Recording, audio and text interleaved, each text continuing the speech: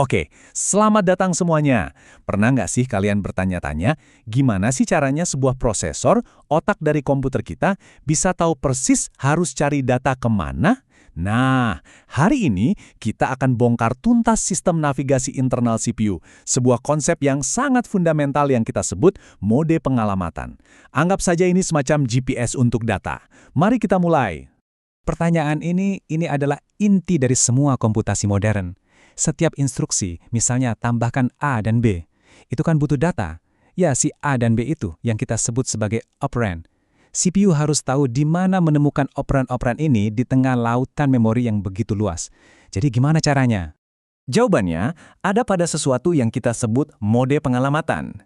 Coba bayangkan ini sebagai sekumpulan peta atau aturan main GPS untuk data yang ngasih tahu CPU cara menemukan operan yang lagi dibutuhin. Tanpa mode-mode ini, CPU tuh bakal buta, nggak akan bisa menjalankan instruksi apapun. Dan ternyata ya, cara menemukan data itu nggak cuma satu. CPU itu punya semacam katalog solusi, di mana masing-masing punya kelebihan dan kekurangannya sendiri. Yuk sekarang kita bedah satu persatu 6 mode pengalamatan inti yang jadi fondasi arsitektur prosesor modern. Oke, kita mulai dari yang paling gampang dan paling intuitif, pengalamatan langsung atau immediate addressing. Sesuai namanya, data yang dibutuhkan itu udah ada di situ, seketika itu juga jadi bagian dari instruksinya langsung. Analogi ini pas banget.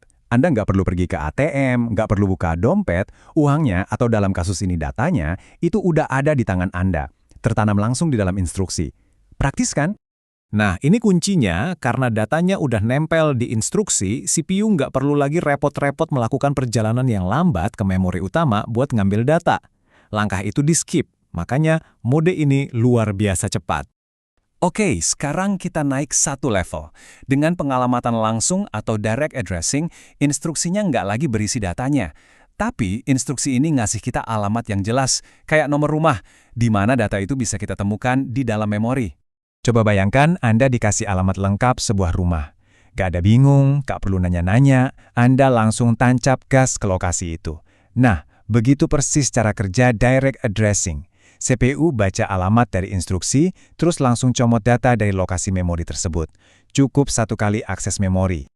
Sekarang, kita coba bikin sedikit lebih menarik dengan pengalamatan tak langsung atau indirect addressing.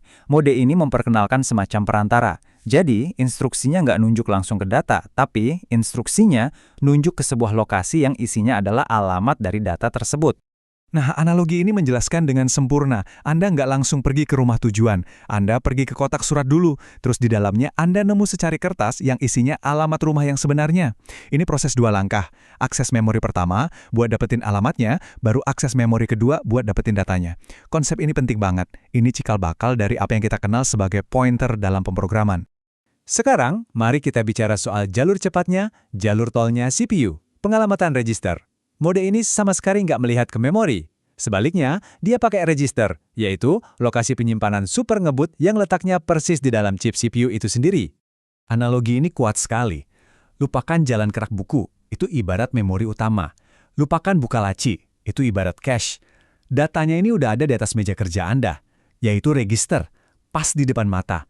Aksesnya bisa dibilang instan, menjadikannya mode pengambilan data paling cepat dari semuanya. Selanjutnya, ada mode yang krusial banget buat bekerja dengan struktur data kayak array atau daftar, pengalamatan terindeks. Di sini, alamat efektif dari sebuah data itu dihitung dengan cara mengambil alamat dasar lalu ditambah sebuah nilai offset atau indeks.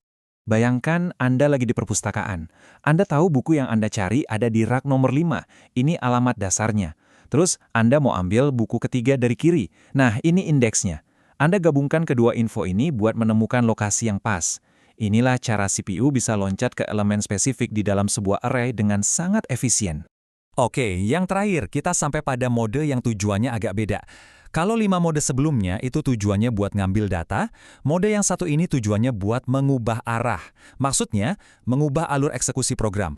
Mode ini pada dasarnya bilang begini, dari posisi instruksi saya sekarang yang dicatat oleh program counter, coba lompat maju 10 langkah, atau mungkin mundur 5 langkah. Nah, inilah mekanisme di balik perintah jump dan branch yang mengontrol semua perulangan dan pernyataan if-else di dalam kode yang kita tulis. Jadi, ini dia perbedaan paling fundamentalnya. Kalau cuma ada satu hal yang perlu Anda ingat, ingatlah ini. 5 mode pertama itu menjawab pertanyaan di mana datanya.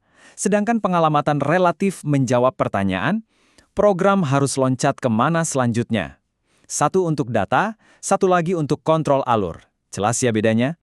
Tentu saja, kalau bicara soal CPU, kecepatan itu segalanya. Dan nggak semua mode ini diciptakan setara. Seperti yang bisa kita lihat, register itu juaranya, yang tercepat, karena nggak perlu keluar dari CPU. Sebaliknya, yang paling lambat itu indirect, karena butuh 2 kali perjalanan bolak-balik ke memori. Hierarki ini penting banget buat para perancang compiler dan programmer tingkat rendah yang mau memaksimalkan performa kode mereka. Yuk, kita rangkum semuanya di satu tabel ini. Perhatikan deh, gimana hasil akhir atau output dari tiap mode itu beda banget. Ada yang menghasilkan nilai langsung kayak immediate, ada yang ngambil data dari berbagai lokasi seperti direct atau indexed, dan ada satu mode, relatif, yang unik, dia malah mengubah posisi si program counter itu sendiri. Ini ringkasan yang bagus banget buat jadi contekan. Oke, teorinya udah cukup. Sekarang kita coba terapkan. Gimana caranya kita bisa berpikir seperti CPU? Gimana caranya kita bisa lihat sebaris kode assembly dan langsung tahu, aha, ini pasti pakai mode pengalamatan X. Nah, ini dia contekan praktisnya. Pas Anda lihat instruksi assembly, cukup tanyakan satu hal. Operannya datang dari mana? Cari aja petunjuk visualnya, ada tanda pagar, hashtag, itu pasti nilai immediate. Ada kurung siku, dalam kurung, itu artinya lagi akses memori. Lihat nama register kayak R1, jelas itu register addressing. Simbol-simbol ini adalah kuncinya. Kita sudah menyelam cukup dalam ke detail teknisnya. Sekarang, coba kita mundur sedikit, lihat gambaran besarnya. Kenapa sih semua ini penting?